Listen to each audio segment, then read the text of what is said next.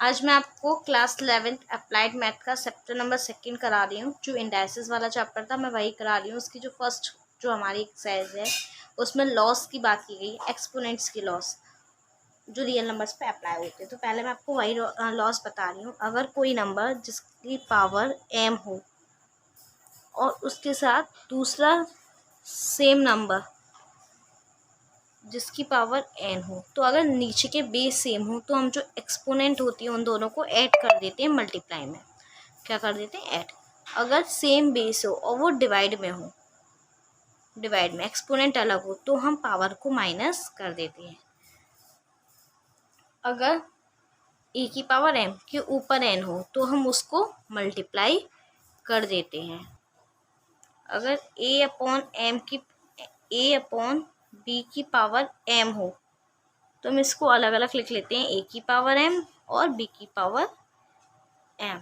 इस तरीके से अगर हमें ये दिया हो a की पावर m इक्वल है a की पावर n की, तो सेम बेस हो गए तो हम पावर इक्वल कर लेते हैं, m इक्वल n कर लेंगे। और अगर हमें दिया हो a की पावर m इक्वल b की पावर m, तो पावर सेम हो गई तो हम a इक्वल b कर लेंगे। ये कुछ हमारे लॉस थे। फर्स्ट ये कि मल्टीप्लाई में सेम बेस हो तो पावर प्लस हो जाती है, डिवाइड में सेम बेस हो तो पावर माइनस हो जाती है, एक के ऊपर एक पावर हो तो वो पावर मल्टीप्लाई हो जाती है। दोनों पे सेम पावर लगी तो उसको हम सिंपली अलग अलग कर सकते हैं। ए की पावर m ए की पावर n इक्वल हो तो ए सेम बेस हो गया इसलिए m इक्वल n हो जाता है। ए की पावर m इक्वल b की पावर m हो, पावर सेम हो गई इसलिए बेस इक्वल हो जाता है। इसलिए इसे अगर a की पावर m प्लस a की पावर m करना हो तो इसे हम क्या लिख सकते हैं? 2a की पावर m।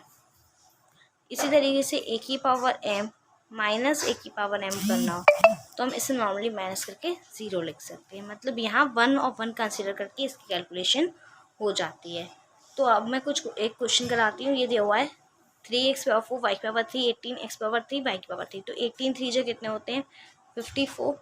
x की पावर 4 और 3 प्लस हो जाएगी, y की पावर 3 प्लस 3 प्लस हो जाएगी, तो 54 x की पावर 7 और y की पावर 7। ये हो गया हमारा क्वेश्चन।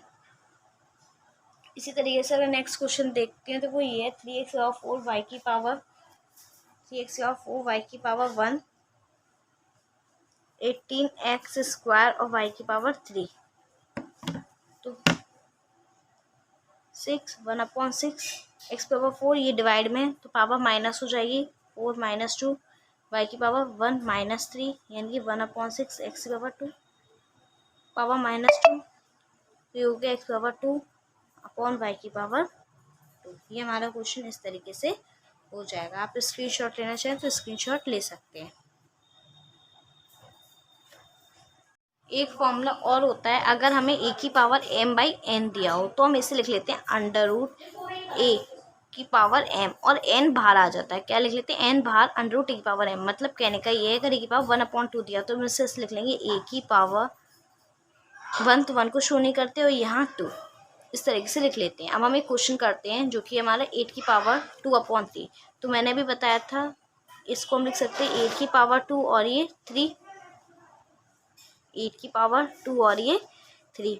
अब हम 8 के पेयर बनाएंगे, 8 की पावर 2 और ये 3, तो 8 की हम पेयर बनाएंगे तो 8 8 जा कितने हो जाएंगे हमारे? 64 हो जाएंगे। ये हो गए हमारे 64। 64 कम करेंगे तो 4 4 और 4 हमारा आंसर आ गया 4, क्योंकि क्यूब रूट है तो 3 के पेयर बनते हैं। इसका आंसर हो गया हमारा 4। अब हम करते हैं हमारा नेक्स्ट क्वेश्चन जो हमें दिया एवल्यूट अंडर रूट 1/4 प्लस 0.01 की पावर माइनस 1/2 माइनस 27 की पावर 2/3। हमें इसको सॉल्व करना है।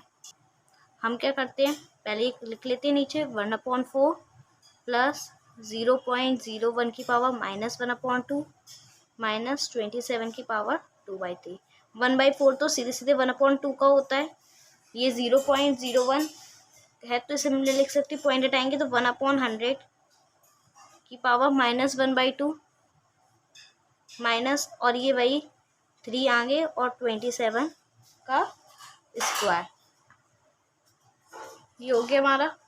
अब हम ये करते हैं 1/2, इसको हम लिख लेंगे 1/100 है तो इसे उल्टा कर लेंगे तो ये हो जाएगा 100 की पावर 2 माइनस ये 27 का स्क्वायर है, ये पेयर बनाएंगे तो हमारे 3 3 3 बनेंगे। ऐसे 3 बार पेयर, दो ये इस तरीके से लिख सकती हूँ। 27 इंटू 27 हो गया, यानी कि 3 into 3 into 3 into 3 into 3 into 3, ये 9 का क्यूब बन जाएगा। ये 1/10, ये हमारा 10 की पावर हो गई,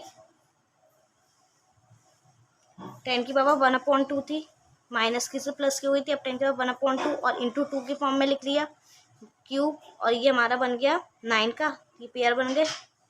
तो ये 1/2 प्लस 10 माइनस 9, तो ये हमारे बन गए 1/2 प्लस 1, यानी कि 3/2, यानी कि सिर्फ 1 कंप्लीट 1/2। ये हो गया हमारा आंसर। इस तरीके से हम ये क्वेश्चन कर सकते हैं। आप इस तरीके के और भी क्वेश्चन करके देखना, फिर कल मैं इसके सिंप्लीफाई कराऊंगी। Thank you.